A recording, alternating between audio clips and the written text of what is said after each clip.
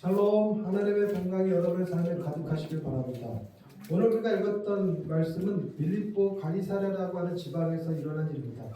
빌립보 가이사랴, 빌립이라는 사람이 헤롯의 군복 왕이었고 가이사는 로마 황제의 이름이었습니다. 그 빌립보 가이사랴라는 이름을 통해서 알 수 있는 건 빌립이라는 군복 왕이 로마의 황제에게 아부하기 위하여 지은 도시 정도 되겠죠.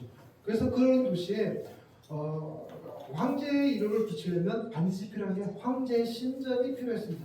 황제의 신전, 황제만이 신의 아들이다라는 얘기를 하는 거죠. 그리고 거기 그 가이사랴 지방에는 되게 유명한 신전이 하나 있었는데 판신이라는 신이 존재했어요.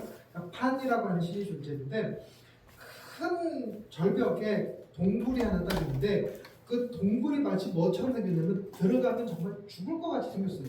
그래서 그 동굴을 가리켜서 죽음의 문이다라고 불렀는데 그 죽음의 문에 존재하는 신이 판이라고 하는 신이었다고 얘기를 해요. 그래서 영어에 우리가 굉장히 충격을 받고 놀라운 일을 경험하면 패닉 상태에 빠진다 소리를 하거든요. 패닉 상태, 그 패닉이라는 말이 이 판이라고 하는 신에게서 나온 이야기라고 해요.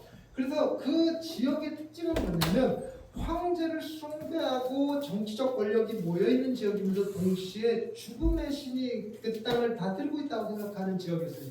그러니까 이 황제와 죽음의 신이 같이 공존하는 도시, 그곳에서 베드로가 예수님에 대해 놀라운 신앙 고백을 합니다. 주는 그리스도시요 살아계신 하나님의 아들이십니다. 여러분, 살아계신 뭐하고 반대되는 얘기일까요? 이 죽음의 문과 반대되는 얘기고, 하나님의 아들이 황제가 아니라 당신이십니다라고 얘기하는 거예요. 그러니까 굉장히 중요한 거죠. 그래서 제 생각에 그 각자들이 뭐 그렇게 자료를 찾아볼 수 없는데 이 지역에 도대체 예수님이 왜 가셨는가를 찾아볼 수는 없지만, 예수님께서 너희는 나를 누구로 하느냐, 주는 그리스도시요 살아계신 하나님의 아들이십니다라는 고백을 하기에 가장 좋은 곳이 이 빌립보 가이사랴가 아니었을까라고 생각이 되어집니다. 그러니까 정말 좋은 교육 장소였다는 거죠. 여러분, 이런 건 우리 삶에도 동일합니다. 이 시대가 우리에게 요구하는 것들이 있어요. 이 시대는 나를 섬기면 내가 너를 부유하게 해줄 거야, 내가 너를 유명하게 해줄 거야 라고 요구하는 것들이 참 많습니다. 그래서 이 주식을 사면, 이 회사에 취직을 하면, 이 학위를 가지면, 이러면 나는 부유해질 거야, 나는 유명해질 거야 라고 생각하면서 그런 것들을 추구하게 만듭니다. 그런 세상에서 우리가 그 어떤 것도 우리의 신이 될 수 없고, 우리의 신은 오직 예수 그리스도 한 분뿐입니다 라고 고백한다는 게 사실 쉽지는 않습니다. 여러분, 이게 묘하게 우리 기독교인들 신앙 안에도 고스란히 들어있어서, 여러분, 우리가 하나님을 섬깁니까? 아니면 하나님을 이용해서 만몬신, 돈을 섬기고 있습니까? 우리가 이 시대에 살아가면서 정말 진리다운 진리는 뭐라고 생각하기가 쉽냐면 과학이라고 생각하기가 쉬워요. 그래서 과학이 밝혀주는 모든 것들이 진리라고 생각하는 거죠. 그리고 진짜 능력 있는 건 하나님의 권능이 아니라 기술의 힘이라고 생각합니다. 이 기술의 힘이 그 핸드폰, 자동차, 이번에 현대에서 내놓은 지구공이 또 전 세계적으로 지금 난리가 났던데, 이런 엄청난 신기술들이 녹아들면서 그것들이 마치 우리의 모든 문제를 다 해결해 줄 것 같이 여기죠. 그리고 경제 발전이야말로 인간의 삶을 의미 있게 만들어 줄 거라 생각합니다. 그러다 보니 우리는 하나님보다 과학과 기술과 경제를 더 추앙합니다. 그러다 보니 하나님께 기도하기를, 하나님 우리의 과학이 발전하게 해주시고 기술이 나날이 성장하게 해주시고 우리가 투자한 모든 것이 대박 터지게 해주셔서 하나님을 섬기는 것이 아니라 하나님을 도구로 세상 것들을 섬기는 그런 것을 하면서도 우리는 여전히 하나님이 아닌 다른 것이 나의 신이 되었다는 사실을 저는 인지하지 못합니다. 그 중에 하나가 여러분, 우리가 신처럼 떠받드는 것이 죽음이라는 사실을 아십니까? 여러분, 이 세상의 모든 것들 중에 가장 확실한 것은 아무것도 없다, 오직 확실한 것은 죽음이라는 것밖에 없다, 이렇게 얘기하거든요. 그래서 예전서부터 죽음은 문학에서, 영화에서 굉장히 단골 소재였습니다. 그 문학에서 죽음을 소재로 이야기를 하면 굉장히 많은 사람들의 공감을 얻었죠. 그러니 죽음을 토대로 드라큘라니, 중국의 강신이, 우리나라의 그 처녀귀신이니 이런 것들이 나오죠. 여러분들 생각에 우리나라의 유명한 신 그러면 염라대왕이 떠오릅니까? 저승사자가 떠오릅니까? 우리는 염라대왕보다 저승사자랑 더 친근하게 느끼는 사람들이죠. 여러분, 선녀가 여러분을 맞이할 것 같습니까? 저승사자가 여러분을 맞이할 것 같습니까? 여러분, 묘하게 선녀는 생명을 상징하는 것 같고 저승사자는 죽음을 상징하는 것 같지 않습니까? 근데 저승사자가 우리에게 더 친숙해요. 도깨비라는 영화 드라마 때문에 왠지 저승사자가 잘생겼을 것 같은 느낌이 들고 왠지 매너가 있을 것 같은 느낌이 들고 뭐 이런 것도 없지 않아 있지만 어찌됐건 죽음은 친숙하게 우리에게 더 많은 시간을 갖습니다. 특히나 한국어의 위대한 점 중에 하나가 우리는 말끝마다 죽는다 소리를 하거든요. 배불러서 죽고 배고파서 죽고 심심해서 죽고 힘들어서 죽고 창피해서 죽고 뭐 이런 모든 말끝에 죽음이라는 단어를 쓰는데 우리는 이 죽음이라는 단어를 입에 붙이고 사는 것을 가지고 어떤 학자들은 한국 언어가 굉장히 부정적이다라고 말하는 반면 어떤 학자는 굉장히 지혜로운 언어다라고 얘기를 하더라고요. 죽음은 우리 삶의 필수 요소인데 죽음을 평소에 접하지 않으면 죽음의 공포가 사람의 삶을 엉망으로 만들어 놓는다 그래요. 그래서 내가 죽음을 가까이 하는 문화가 한국 문화에 있는데 한국 문화의 각종 제사 문화며 그 마을 주변의 공동 묘지며 그리고 특히나 한국의 말 속에 담겨져 있는 이 죽음의 언어, 뭐 하면 죽겠네, 뭐 하면 죽겠네, 이게 이 한국인들을 죽음의 공포로부터 벗어날 수 있는 힘을 줬다는 겁니다. 이런 지혜가 되게 놀라운 게 여러분 똥밭에 굴러도 이승이 좋다라는 말을 아시죠? 그 똥밭에 굴러도 이승이 좋다라는 말이 왜 나온 거냐면 옛날에는 양반 집안이 반역을 일으키면 그 집안의 재산을 몰수하고 그 양반은 목을 베어 죽여버리고 그 가족들은 노예로 삼습니다. 종으로 삼는데 이 종들 중에 제일 처참한 제일 하층 종이 어떤 종이냐면 마구간에 똥 치우는 종이라고 해요. 그래서 그 양반 집안의 몰락한 양반 집안의 자제들이 그 마구간에 똥 치우는 노예가 된답니다. 근데 여러분 잘 나가던 양반 집안이 어느 순간 하인들도 안 하는 그 말똥 치우는 일을 하면 살고 싶을까요? 죽고 싶을까요? 당연히 죽고 싶겠죠. 그들 죽고 싶은 마음에서 건져낼 수 있었던 말이 뭐냐면 똥밭에 굴러도 이승이 좋다라는 말 때문이었답니다. 와, 되게 지혜롭지 않습니까? 한국 사람들? 여러분, 우리 한국에는 다양한 귀신들이 존재합니다. 가장 흔하게는 처녀귀신, 총각귀신 있죠. 처녀귀신, 총각귀신은 결혼하지 못하고 죽으면 처녀귀신이 되고 총각귀신이 된다고 알려져 있죠. 그래서 이 처녀귀신과 총각귀신을 만들지 않기 위해서라도 마을 사람들이 청년들의 결혼을 책임지는 문화가 우리 문화였습니다. 공동체가 집신도 짝을 찾아주는 문화였기 때문에 처녀귀신, 총각귀신을 만들지 않으려고 결혼의 문제를 공동체의 문제로 여기고 살았습니다. 뿐만 아니라 정말 좋았던 것 중에 하나는 지방령이라고 하는 귀신이 있어요. 나그네가 우리 동네에 와서 죽으면 그 한이 땅에 매여 있어서 그 땅을 지나갈 때 그 귀신이 나타난다는 겁니다. 우리도 가끔 괴담 이런 거 보면 터널 끝에 하얀 소복 입은 여자가 가끔 나타나요. 이런 것들이 있습니다. 그 지방령이라고 해요. 그 땅을 못 벗어나는 귀신인데 그 지방령이라는 개념이 우리나라 민족 가운데 있기 때문에 우리나라 사람들은 마을 안에 외부인 나그네가 들어오면 그 나그네가 우리 마을에서 굶어 죽거나 혹은 사람들의 핍박이나 나쁜 짓을 통해서 죽는 일이 생기지 않도록 하는 문화가 있습니다. 지키려고, 나그네들을 지키려고. 그걸 못 지키면 그 나그네가 이 마을에서 죽어서 지방령이 돼갖고 우리 마을을 괴롭힌다라고 믿었습니다. 그래서 나그네들을 환대하는 문화가 우리 가운데 있었어요. 그리고 또 기가 막힌 건 물귀신입니다. 여러분, 물귀신이라는 것은 물에 빠져 죽은 사람이 귀신 된다는 얘기인데 예전에는 그 우리나라 농사를 짓다 보니까 저수지라든가 웅덩이라든가 이런 걸 많이 파는데 이런 물 관리가 제대로 안 되면 사람들이 밤에건 혹은 자칫하면 물에 빠져서 죽는 일이 생겨요. 그래서 이 물귀신이라는 개념 때문에 물 관리에 신경을 써서 물에 사람이 빠져 죽는 일이 없도록 많은 신경을 썼다 그래요. 그러니까 와, 굉장한 신앙들 아닙니까? 근데 이 모든 것들이 다 뭐와 관련되어 있냐면 죽음과 관련되어 있다는 겁니다. 죽음이 우리의 삶을 지키고 보호하는 어떤 수단처럼 쓰이고 있다는 거예요. 죽음의 공포가 우리를 그렇게 만든다는 거죠. 죽을까봐 행동하는 일들이 있습니다. 죽을까봐 조심하는 것이 있죠. 남도 죽으면 안 되고 나도 죽으면 안 되는 그런 문화가 있습니다. 그 문화가 아주 강하게 나타나고 있던 지역이 빌립보 가이사라라는 지역이에요. 거기는 아예 그 죽음의 신이라고 알려졌던 판신을 숭배하는 거대한 신전이 있고 지금도 여전히 거기 그 큰 절벽에 동굴이 있어갖고 거기에 사람들이 관광지로 많이 와요.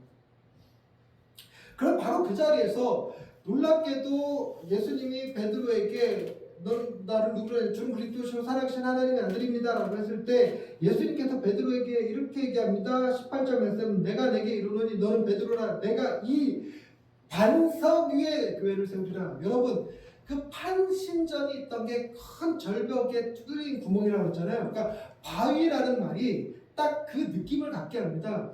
죽음의 상징이었던 그 바위에 하나님께서, 예수님께서 내 교회를 세우겠다, 반석에 내 교회를 세우겠다 이렇게 말씀하셔요. 그러고 나서 하시는 말씀이 음부의 권세가 이기지 못하리라. 음부의 권세라고 할 때 권세가 원어상 문이라는 뜻이 문.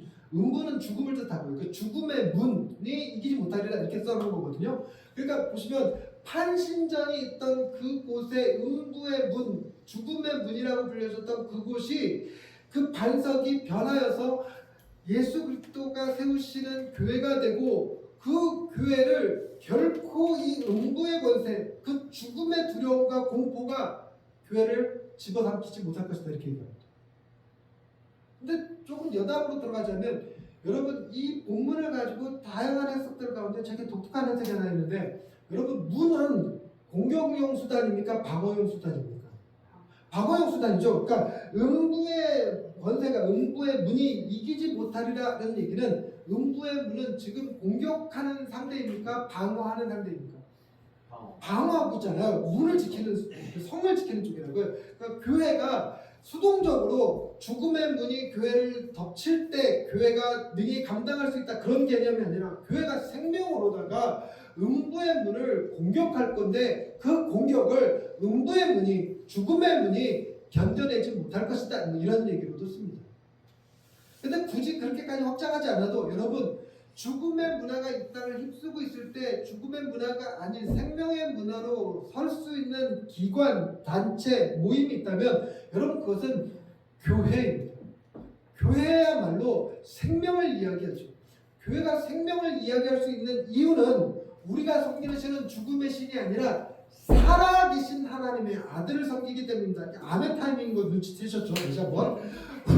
우리가 생명을 얘기할 수 있는 건 죽음의 신이 아니라 살아계신 하나님의 아들이기 때문입니다. 그러나 여러분 우리가 하나님을 나의 아버지로 고백하고 예수 그리스도를 나의 메시아로 고백한다고 하더라도 여러분 여전히 우리의 신앙 고백이 주는 그리스도시요 살아계신 하나님의 아들입니다라고 한들 우리에게서 죽음의 공포가 떠나가느냐? 그렇지는 않습니다.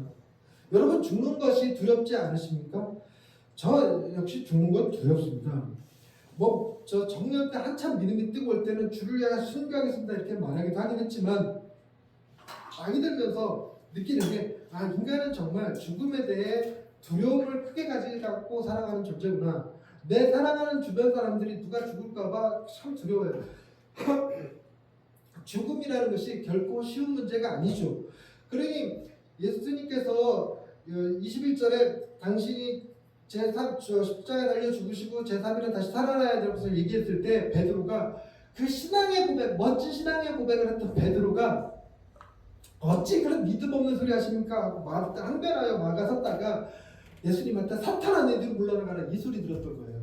베드로마저도 죽음에 대해서 극복하지 못했습니다. 베드로가 예수님께서 잡히신 때 내가 죽더라도 주를 떠나지 않으면 내가 죽음을 각오하고 주를 지키겠나이다 했던 그 베드로가 정작 그 모닥불 쬐면서 예수님 재판받고 있을 때 자기 죽을까봐 예수를 모른다고 3번이나 부인했던 사람이 베드로예요. 그러니까 여러분 우리가 아무리 뜨거운 신앙의 고백을 가지고 있다 할지라도 정작 우리 마음에서 죽음의 공포를 이겨내기란 쉽지 않습니다.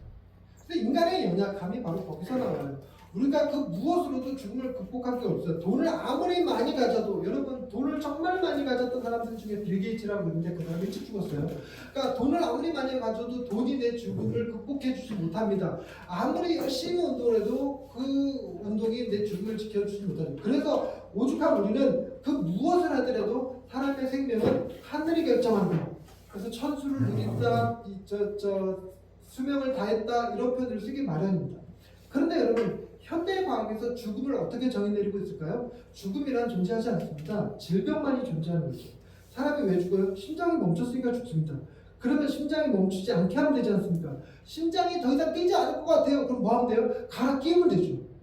그래서 심장 이식 수술이라는 걸 합니다. 여러분 이게 우스갯소리 같아도 여러분 그 길가메스 프로젝트를 영생을 추구하는 프로젝트들이 여기저기서 연구가 진행되고 있고 특이점이 온다라고 하는 책에서는 2035년쯤 되면 이 AI가 엄청난 발전을 해서 인류의 모든 질병에 대한 치료제를 개발해낼 거라고 얘기해요. 치료제를 개발해낸다? 그러면 안 죽는다는 얘기예요.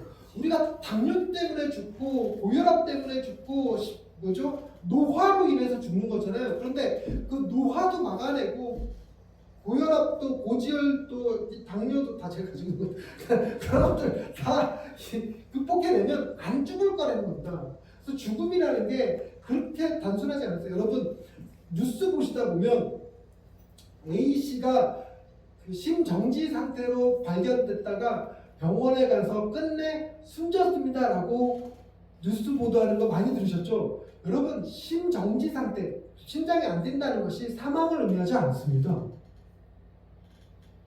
우리나라에서 유일하게 사망은요, 뇌사 상태도 사망이 아니고 심장이 멈춘 상태도 사망이 아닙니다. 우리나라에서 사망은 법적으로 의사의 선고밖에 없어요. 의사가 당신 사망했습니다 그러면 그게 진짜 사망입니다. 의사가 돌아가셨습니다. 맨날 몇 시에 돌아가셨습니다. 그리고 장례를 치르는데 장례 치르는 도중에 할아버지가 깨어나셨어요. 그래갖고 막 관을 두드리면서 여보 나 살아났어 그랬더니 할머니가 그러더랬잖아요. 아이고 당신이 뭘 몰라서 그러는데 의사 선생님이 너 죽었디야. 우스갯소리였습니다. 그만큼 의사의 선고가 진리처럼 받아들이고 그것이 중요한 문제가 됐어요. 의사의 선고는 뭐냐면 심장이 멈췄다고 해서 심장을 못 뛰게 할 것이냐 갈아 끼울 수 없는 것이냐 아예 포기할 것이냐 이런 문제잖아요. 그러다 보니 점점 죽음이 이 시대에서 살아가는 데 있어서 어떤 힘을 발휘하기보다 이 질병을 막아내는 일, 노화를 막아내는 일, 그리고 영원한 생명을 약속하는 일, 그런 것들이 더 중요한 문제처럼 되어버렸어요. 현대사회가 그렇게 되어버렸어요. 그럼에도 불구하고 여전히 죽음은 극복되지 않았습니다. 현재까지는. 그랬더니 죽음의 공포를 우리는 어떻게 받아들여야 될까? 예수 그리스도께서 살아계신 하나님이시니까 죽음의 신 위에 그 반석을 교회의 토대로 삼아서 그곳에 교회를 세우시는 분이시니까 그래서 우리도 베드로의 신앙 고백만 가지면 죽음의 공포를 이길 수 있는 것인가? 아니죠. 절대 그렇지 않습니다. 교회는 단순히 베드로의 신앙 고백만으로 만족할 수 있는 게 아닙니다. 그 고백만으로 우리가 살 수 있는 게 아니에요. 우리는 뭐가 필요하냐면 실제로 주님이 죽음을 한번 이기시는 걸 보여주셔야 되는 거예요. 정말 판신, 죽음의 신보다 우리 예수 그리스도께서 더 세시다는 사실을 우리가 한번 볼 수 있어야지만 그래야지만 우리도 마음에 믿음이라는 게 생겨요. 그냥 단순히 주님이 말씀하셨으니까 믿으라는 게 아니잖아요. 지저스 슈퍼스타가 배트맨보다 강하고 슈퍼맨보다 강하다고 노래를 부르지만 한번 붙어봐야 아니면 붙어봐야. 그러니까 정말 제대로 한번 붙어본 게 예수 그리스도께서 십자가 사건이었습니다. 그래서 처음으로 이 베드로의 신앙 고백 이후에 21절 이때로부터 예수 그리스도께서 자기가 예루살렘에 올라가 장로들과 대제사장들과 서기관들에게 많은 고난을 받고 죽임을 당하고 판신에게 정복당했죠. 제3일에 살아나야 할 것 판신을 극복했죠. 이게 보태져야 비로소 교회가 된다. 우리의 신은 어떤 분이시냐면 살아계신 하나님, 아멘 타이밍 놓치지 마세요. 우리의 신은 어떤 분이냐면 살아계신 하나님의 아들이십니다. 근데 그 아들이 죽음을 한번 경험하고 그 죽음을 이기고 뚫고 일어나서 부활하신 분입니다. 그게 우리의 교회의 토대예요. 우리는 여전히 불안한 마음 가지고 있죠. 이런 믿음의 고백을 가지고 이런 설교를 들어도 여전히 죽음에 대한 공포가 우리를 그냥 두지 않습니다. 그래서 죽음에 대한 관련된 소설, 영화, 시 이런 것들이 우리 안에 굉장한 울림들을 주고 공감대를 형성하고 우리 딸 같은 경우는 그런 글들, 시들을 읽으면서 새벽에 혼자 울고 이러고 있어요. 그런 게 우리 마음에 동일하게 작용들을 합니다.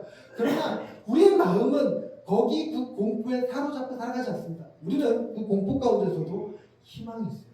소망이 있습니다. 예수 그리스도께서 실제로 이 땅에 역사 한복판에 오셔서 죽으셨다가 부활하셨다는 그 놀라운 사건을 우리는 그것이 믿음의 영역이 아니라 이성의 영역에서 지식의 영역에서 실제 사건이었음을 안다는 거예요.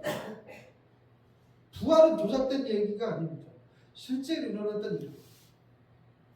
문서학이든 어떤 거로도 예수의 부활이 부정되지는 않습니다. 십체 도난설이 됐던 기절했다가 다시 깨어났다는 얘기가 됐거든요. 아니면 제자들이 죽음을 무릅쓰고 이야기를 조작해냈다. 이런 것들 어느 것 하나 예수의 부활을 부정해내지 못합니다.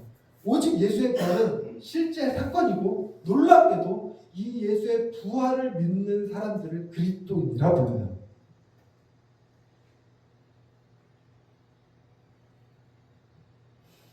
설교를 잘 들었을 거라고 기대하고 누구를 그리스도인이라고 부른다? 그럼 다시 한번 누구를 그리스도인이라고 한다? 예수의 부활을 인정한다, 믿는다. 같은 거. 그 상태에서 20절 말씀 보십시오. 이에 제자들에게 경고하사 자기가 그리스도인 것을 아무에게도 이르지 말라. 아직은 뭐가 안 했기 때문에 십자가의 죽음과 부활이 아직 일어나기 전이기 때문에 십자가의 죽음과 부활을 빼면 예수 그리스도는 누가 되느냐? 14절 말씀. 더러는 세례요한, 더러는 엘리야, 어떤 이는 예레미야나 선지자 중에 하나라고 얘기합니다. 예수는 그렇게 인간들 가운데 특별한 어떤 사람으로 취급됨을 원하지 않으셨어요. 예수 그리스도는 4대 성인 중에 한 분이 아니십니다. 그분은 하나님의 아들이십니다. 그분은 십자가에 우리의 죄를 대신해서 죽으시고 부활하신 분이십니다. 그러니 우리가 예수 그리스도를 위대한 랍비라고 고백을 한다면 예레미야나 선지자나 세례요한이나 그 밖에 여러 사람들 중에 한 명이라 생각하면 우리는 예수 그리스도에게서 배우고 예수 그리스도께서 가르쳐준 삶을 살고 예수 그리스도를 숭배하고 이런 일을 해야 될 거예요. 하지만 예수 그리스도가 랍비들 중에 한 명이 아니라면 위대한 성인들 중에 한 명이 아니라 진짜 하나님의 아들이시라면 우리의 마땅한 태도는 오로지 땡땡 하나밖에 존재하지 않습니다. 땡땡이 뭘까요?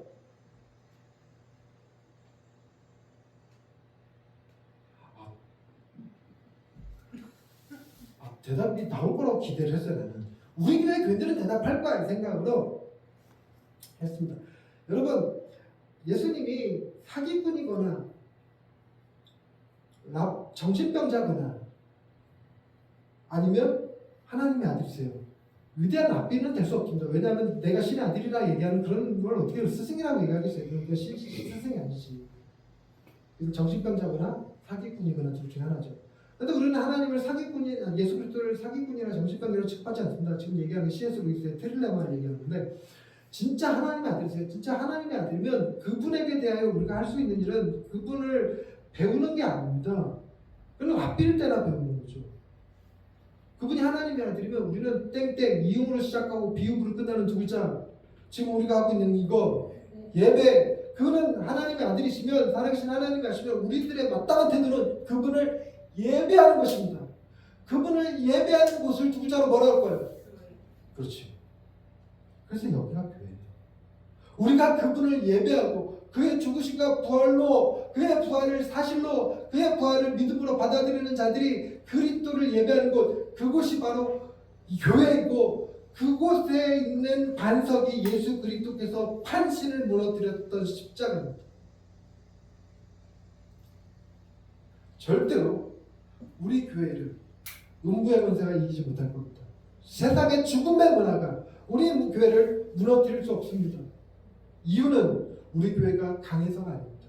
우리 교회가 죽음을 이기시고 부활하신 예수 그리스도 그분에 있기 때문입니다.